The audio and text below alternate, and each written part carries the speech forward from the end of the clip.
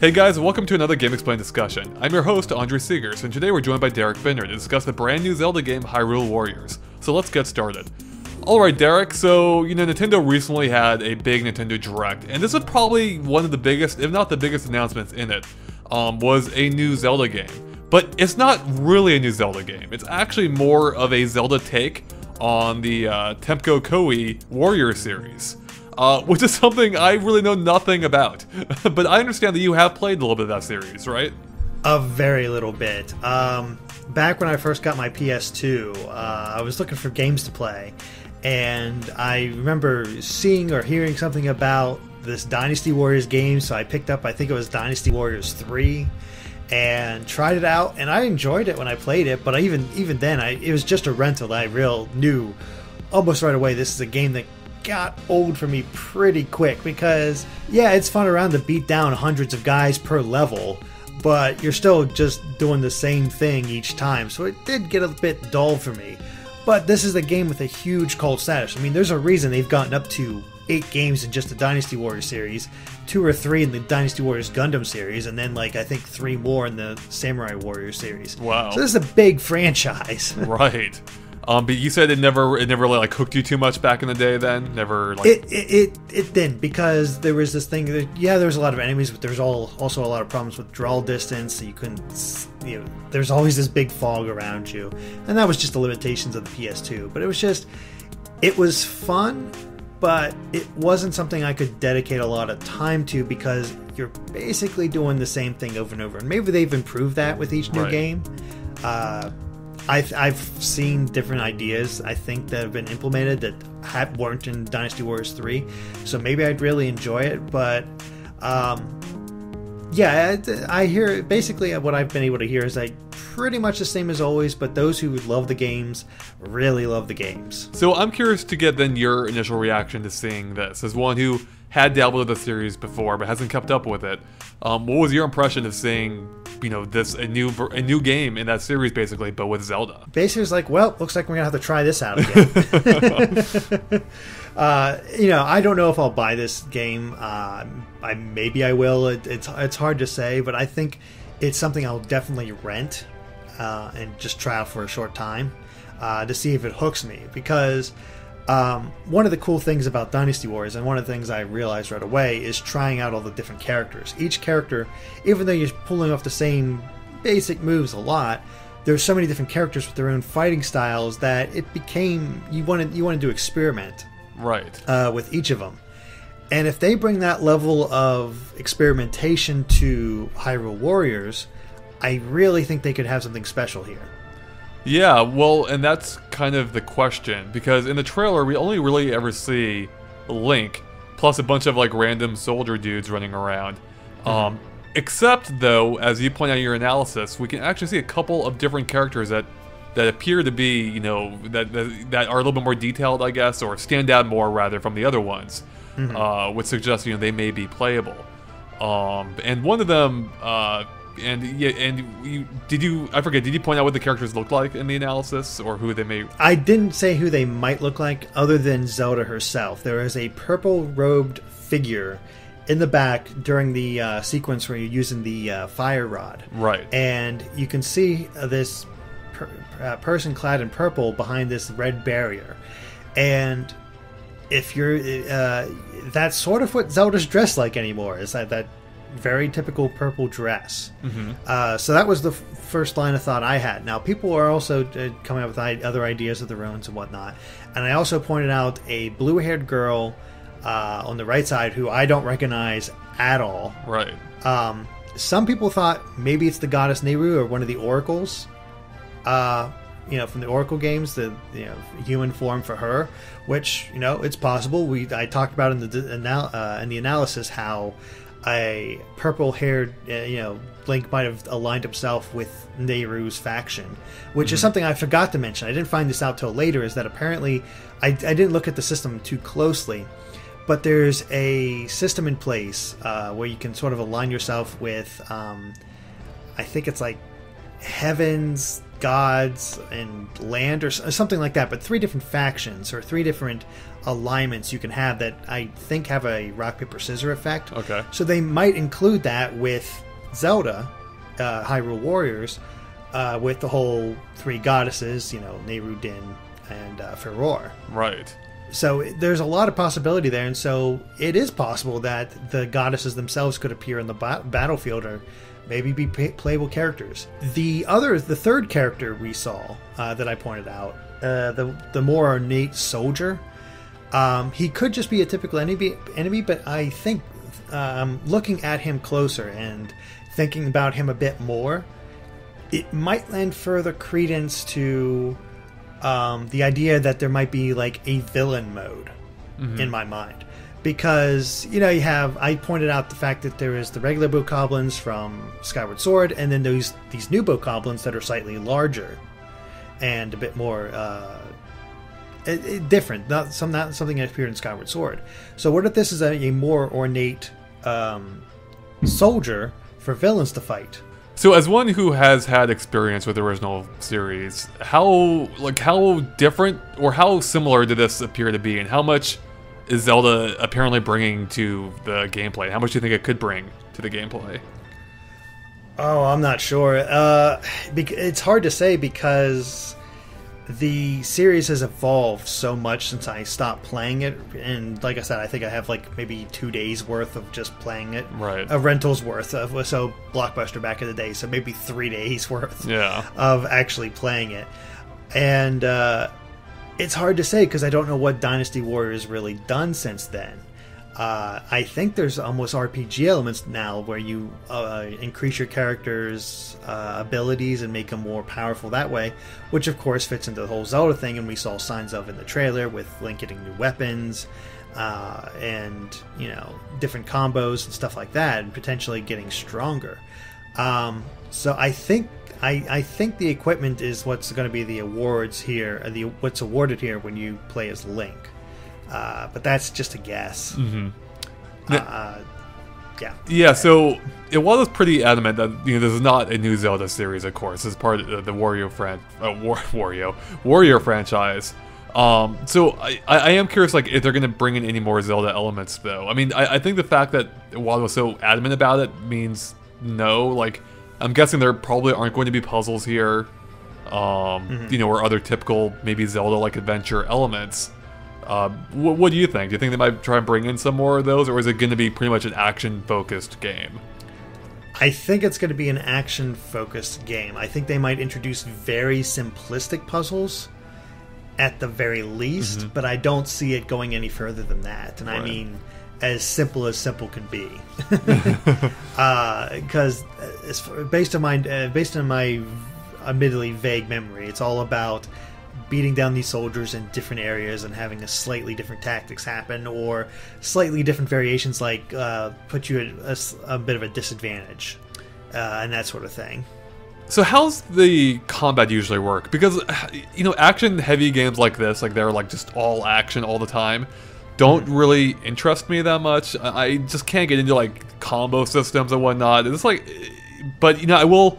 I mean, for me, like, I am intrigued by what they showed, if only because it's Zelda. But yeah, how like, what do you think? What do you make of the combat that we've seen so far? And is it pretty similar to past games, or were those that you played, and were those like pretty combo heavy? Is it all about stringing together different moves, or? Essentially, basically, I believe, if I remember correctly, there's like most beat 'em ups. There's like light attacks, heavy attacks, that sort of stuff. You can trigger like special attacks and stuff like that. So I think that's what we can expect, is like that sort of thing. So the different ways you do these different light and heavy attacks determines what kind of combo you have.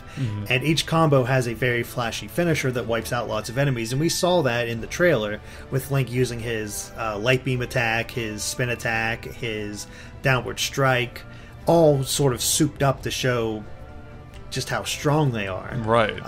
They were just wiping out like dozens of enemies at a time, just mowing them down. It was like Wii Sports bowling, but yeah. Well, that's the fun thing about Dynasty Warriors, that you're wiping through all these enemies.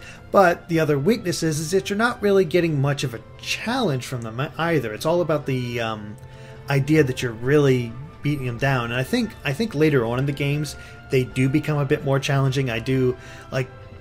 There is a character that I still remember to this day from the series called Lu Bu, who is basically a god tier character. And, you know, you've never heard of this character at all, of course, because you've never played the series. But basically, if you ever encountered him, he will kick your ass until you get more powerful enough. So, it's, you know, there is challenge there. But for the regular soldiers, you're just wiping through them as quickly as possible. Even looking at this trailer, the same thing stands. You're not really seeing enemies attack, or at least any of the bokoblins attacking. You see the Dongo attack and the Zalfos, but all the bokoblins are just sort of standing there, just shuffling their feet. The same could be said for the soldiers around you. They're just sort of shuffling. Nobody's really attacking. Right. Because all the focus is on you and taking down all these guys. It's going to be kind of weird playing a Zelda game that doesn't have... I mean, is there a lock-on system? Because it seems like it's going to be weird for me to play a Zelda game that doesn't have a lock-on or Z-targeting or something. Nope, there's no lock-on system. Right. This is just swing at it and go. That's about it. It's all about simplistic combat that's meant to make you feel powerful. So, I'm so conflicted. I mean, I will say, like, again, going in not seeing anything about... or not knowing anything about the series, besides what I've seen in the past and ignoring it based on that, I do think this looks cool. I just don't know if it's going to, like, appeal to me, like, once I get beyond, like, the novelty of, you know, oh, this is Zelda, sweet, I'm gonna like this, and then, oh wait, it's boring-ass combo combat that I'm not going to. But, I mean, I will say, based on what they showed, I actually did think it looked pretty interesting. And it is cool to see, you know, them bringing in, well, and actually, this actually kind of ties in to another point I wanted to ask you, is where in the timeline this takes place, because we have the Gop, how do you even say it? Bokoblins? Bokoblins, thank you, from Skyward Sword, but then we also have, you know, we have Dodongo there, who's most well known for being in Ocarina of Time. But I think it was also in the original Legend of Zelda, as I recall. Yes, yes, it was. So, which, by the way, I thought having Dodongo there was awesome, and I do wonder if you're gonna have to throw bombs into his mouth like you did in Ocarina. But it gets to my larger point of where in the timeline is this going to take place, and I think you explored that a bit in your analysis. Yeah, there's been a lot of major wars throughout the Zelda timeline that never got expanded upon. There's the war I mentioned in the analysis, which is known as the Imprisoning War, which is basically Ganon was ruling over Hyrule, and all the sages and the Knights of Hyrule banded together and sealed them away into the the Sacred Realm, which eventually became the Dark World in Link to the Past. It's all the events leading up to there, and that's the the war that they talk about in A Link to the Past. Then you have the war that happened before Ocarina of Time, the one they talk about that said that Link's mother was trying to get him away from. So I don't think that one's a good match for it, just because Link is already alive during those events. So it'd be weird to have another older Link so close to him. Right. And then there's the most popular one that I saw in the comments. And you don't have the Hyrule Historia, so you don't really know about this, but the war before Skyward Sword, where the humans were fighting Demise's forces. And it basically led to the lands being lifted up into the sky and creating Skyloft, essentially.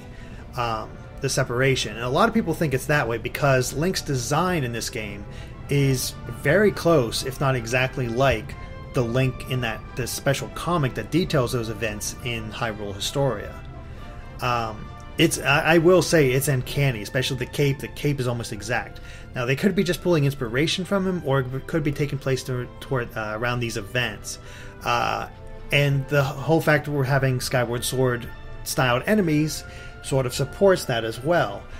But my gut is telling me that's not the case, if only because Hyrule Castle is in the background. Right. And it's established in Skyward Sword that Hyrule did not exist as a kingdom until the end of Skyward Sword. They're the ones that Link and Zelda at the end of the game establish that.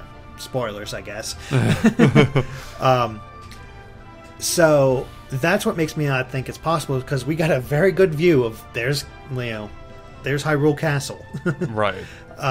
So I don't know if that's possible, but there's a lot of elements around there that do make sense for that to happen. And this is like the Link in this comic is pretty badass. Like it's not a bad fit at all. Like this guy is pretty hardcore. And yeah, it's just it'd be pre-Hyrule, but it doesn't make sense. I know it's a tentative title, but this is called Hyrule Knights, so you got to go off the fact that Hyrule's been established already. So that's why I don't think this timeline really fits. And like I said, it could be completely non-canon, not fit in with any of this at all, and they can just go nuts with it and do whatever they want. It's just like, we got a Link, we got a Zelda, we got a Ganon, go. Yeah, well, and I guess that is another main question: is it going to be an actual canon entry in the series, or is it just going to be a spin-off, like crossbow training, basically, where Nintendo basically doesn't, pretend it doesn't exist in terms of, being an actual experience in Hyrule? Yeah, that's a tough one. That's completely up to Nintendo, of course, whether they want to do it or not. I think we can strike a balance, personally. I want to see them strike a balance. I mean, yeah, the story might suck or anything like that, but it's whatever, it's a risk you take. Right. But they could totally do a main story where you only play as Link, commanding forces and sort of fighting back Ganondorf, just on a much larger scale, and then have all these separate modes where they do all the crazy stuff that we'd like them to do. Yeah, I think it is. Yeah, it seems to offer, and I think it could offer a refreshing take on the game's canon and story, really. Mm-hmm.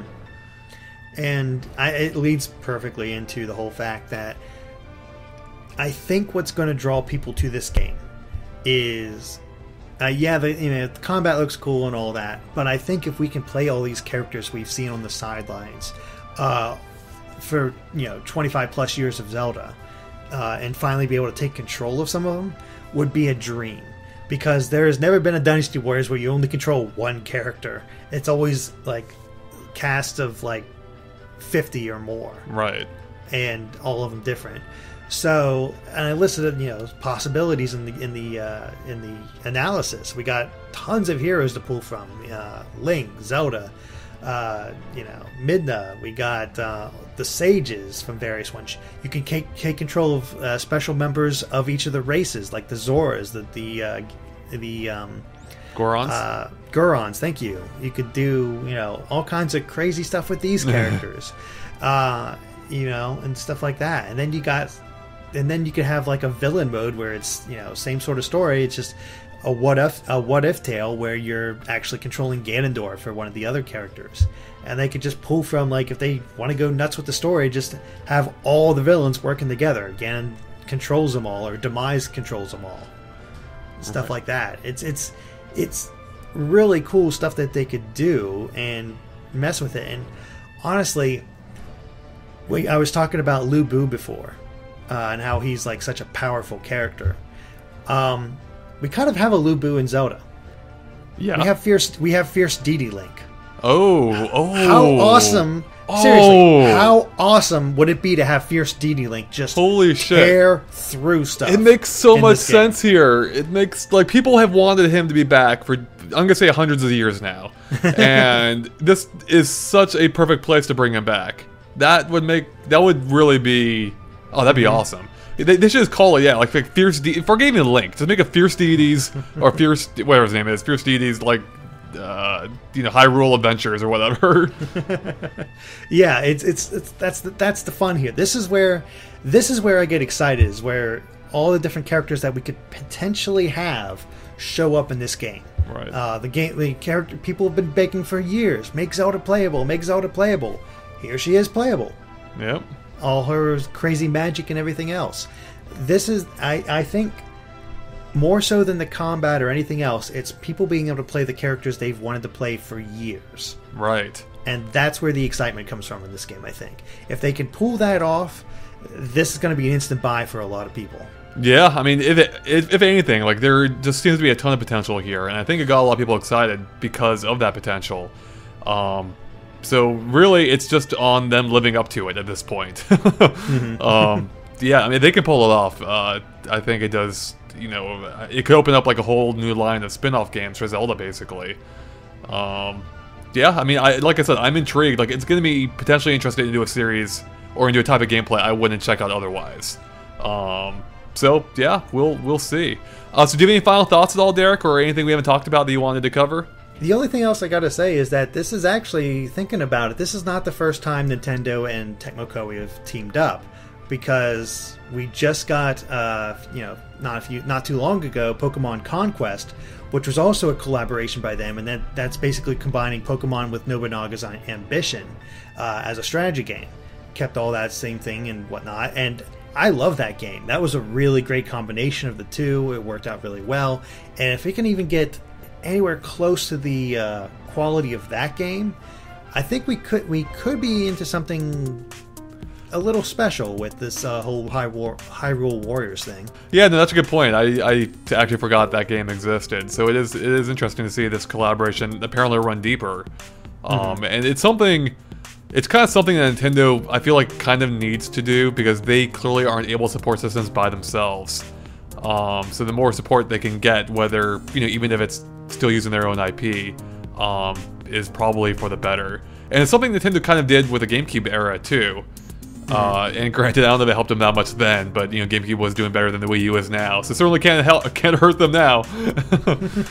Alright, well, I think that wraps up our discussion of Hyrule Warriors. So thanks guys for watching, and thanks Derek for joining us, especially since you had some insight into the series, whereas I have nothing to offer. If you like this discussion, make sure to follow us and like us on Facebook and Twitter at GameXplain. We post all kinds of discussions there and other videos too, and of course keep an eye on GameXplain.com for more on this game and other things gaming as well.